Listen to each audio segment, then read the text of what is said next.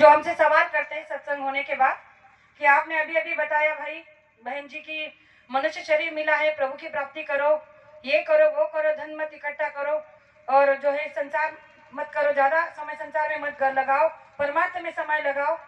तो बिना संसार के परमार्थ कैसे होगा? बिना धन दौलत कमाए संसार कैसे होगा? तो प्रेमियों, गुरु महाराज ने उनके लिए कहा है कि आपने हर योनि में संसार किया। जब भी आपने जन्म लिया, आपने हर समय हर योनि में ही संसार किया, चाहे वो पशु की हो, पंछी की हो, कीड़े की हो, मकोड़े की हो या किसी भी योनि में हो, आपने संसार ही किया, बच्चे ही पैदा किए। तो गुरु महाराज ने कहा कि ये मनुष्य शरीर एक ऐसा है कि जिसमें रहते हम प्रभु की प्राप्ति कर सकते हैं, जिसमें रहते माता पिता की सेवा कर सकते हैं, जिसमें रहते पति पत्नी की सेवा कर सकते हैं, बच्चों का भरण पोषण उनकी सेवा कर सकते हैं। और इसीलिए गुरु महाराज ने कहा है अगर आपको मनुष्य शरीर में रहते हुए अपनी माता पिता की सेवा करनी है, पत्नी बच्चों की सेवा करनी है, उनका भरण पोषण करना है, दुकान वाले दुकान का काम करे, खेती वाले खेती का काम करे, दफ्तर वाले दफ्तर का काम करे, दुकान दफ्तर को संभालते हुए दिन के 24 घंटे में से 22 घंटे संसार में लगा दे, केवल 2 घंटे में अपना परमार्थ बना ले, जिसके लिए मनुष्य शरीर मिला है। तब बताइए इतना सीधा और सस्ता रास्ता हमें और कहाँ मिल सकता है? लेकिन हमने क्या किया? आज तक सारा समय हमारा इस धन के पीछे लगा दिया, इस मनुष्य शरीर के पीछे लगा दिया, धन कमाने में।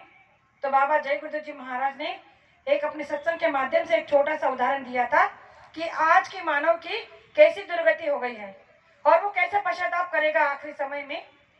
तो एक कीड़ा होता है, कीड़ा जो जिसे गोबरेला कहते हैं हिंदी में।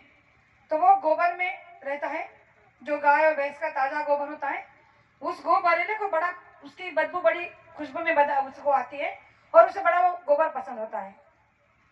तो वो क्या करता है, दिन सुबह से निकलता है उस गोबर को इकट्ठा करने में कि कहीं उसे ताजा गोबर मिलेगा, और उस गोबर को वो ढूंढते रहता है, गाय का भैंस का ताजा गोबर मिल जाए। और उस गोबर को वो इकट्ठा करता है, जब मिल जाता है तो उसका गोला बनाना शुरू करता है और गोले बना बनाकर उसका बहुत बड़ा गोला बना लेता है और बनाते बनाते उस गोले को शाम तक अपने बिल के पास ले आता है, जहां वो रहता है उस बिल के पास में ले आता है।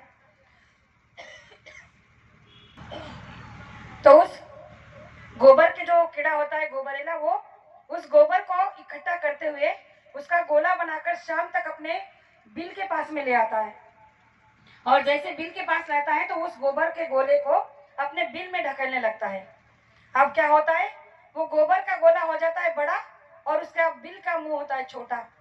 अब वो बड़ी कोशिश करता है कि इस गोबर को अंदर लेके जाऊं और आराम से बैठकर इसको चबाऊं खाऊं, क्योंकि उसने बड़ी मेहनत की होती है दिन भर उस गोबर के गोले को बनाने में।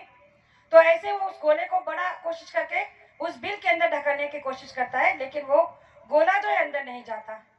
अब वो थक जाता है और उस गोले को वही छोड़ देता है बाहर और अंदर जाकर जो है पश्चाताप करते बैठता है कि अरे हाँ, मैंने पूरा दिन इस गोबर को इकट्ठा करने में लगा दिया और देखो क्या हुआ, ना अंदर ला सका, ना कुछ उसे खा सका, मेरी मेहनत तो बेकार चली गई। बड़ा रोता है, पश्चाताप करता है उस गोबर को इकट्ठा करने में जो समय उसने लगाया था उस समय पर। तो गुरु महाराज ने कहा कि हम सब वही कीड़े हैं, आज भी हम उसी गोबर के पीछे पड़े हैं कि ये मेरा घर हो जाए, मेरा जमीन हो जाए, मेरी जायदाद हो जाए, मेरा बंगला हो जाए, मेरी बेटी की शादी हो जाए, बेटे की शादी हो जाए, नौकरी लग जाए, सर्विस लग जाए। सब कुछ जो संसार का हमने गोबर इकट्ठा किया है, इस गोबर को इकट्ठा करने में हमने अपनी आयु लगा दी। और जब होश आता है तब हम चारपाई पे पड़े होते हैं और चारपाई पे पड़े पड़े रोते हैं कि अरे जिंदगी मिली थी, कितनी अच्छी थी, तंदुरुस्त थे, लेकिन फिर भी हमने परमार्थ नहीं किया। सच्चा रास्ता मिला था, फिर भी उस पर चलने की कोशिश नहीं की, बस धन इकट्ठा करने में लगे, गोबर इकट्ठा करने में लगे। और जब ये गोबर साथ आना ही नहीं है तो इसका क्या मतलब? इतनी मेहनत तो हमारी बेकार गई, इतनी सांसों की पूंजी तो हमारी व्यर्थ गई जो हमें गिन चुन कर मिली थी 100 साल की आयु। तो ये पश्चाताप का मौका हमें नहीं करना है। इसीलिए गुरु महाराज ने कहा कि सांसों के रहते अगर हम अपनी सांसों को जगा लें, बचा लें, तो इसी में हमारी समझदारी होगी। ना कि हम उस कीड़े की तरह खाट पर बैठे बैठे पश्चाताप करें कि मनुष्य शरीर मिला था लेकिन हमने इसका सदुपयोग नहीं किया, हमने इसको परमार्थ में नहीं लगाया और अब रो रहे हैं। तो बाद में रोने का क्या फायदा, जब समय के रहते हमने समय की कदर नहीं की तो फिर वो पश्चाताप किस काम का। इसीलिए प्रेमियों, गुरु महाराज ने हम आपके लिए बड़े छोटे छोटे शब्दों में ऐसी बहुत सारी बातें हमारे सामने रखी हैं। सबसे अहम बात मैं बताना चाहती हूँ, जिस बात को मैं लेकर हर जगह ला रही हूँ, नारी शक्ति के लिए जो हमारी दीक्षित जी ने सब